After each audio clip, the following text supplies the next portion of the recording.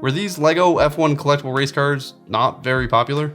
In May of this year, LEGO released these small F1 cars, taking the place of a usual collectible minifigures release. However, unlike the minifigures, these cars were always easy to find. It doesn't look like many people picked these up. This footage is from June, but even today, you can still find them.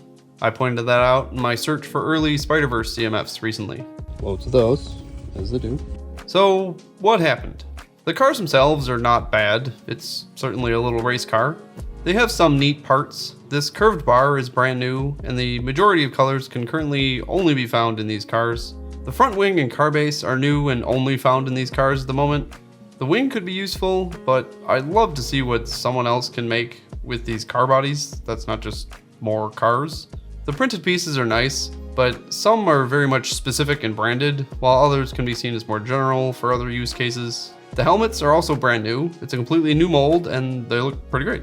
The biggest bummer for me, and others I think, was the lack of an actual minifigure head. If these had an exclusive head print along with those helmets, I may have considered buying more than just one. So while these have some neat parts, they're not really an extra parts pack. The builds are also all the same, so if you've built one car, you've built them all. I don't think there's enough to them to justify getting all the cars if you're not into them as just the collectible car, personally. And that brings us to who these were for. Clearly fans of F1 racing. This is certainly popular, as demonstrated by these being part of LEGO's latest wave of releases across many of their themes. But was that the issue?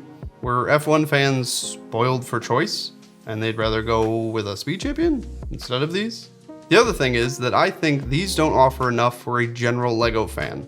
The Dungeons & Dragons CMF series I think makes my point here pretty well.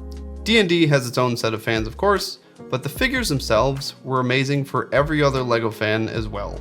These were so well done for general fans of fantasy, and the mix and match nature of almost every figure was incredible and also very useful for custom figures. These cars kind of lack that second level of general fan inclusion. All of this, of course, are my opinions based on what I've seen. But what do you think?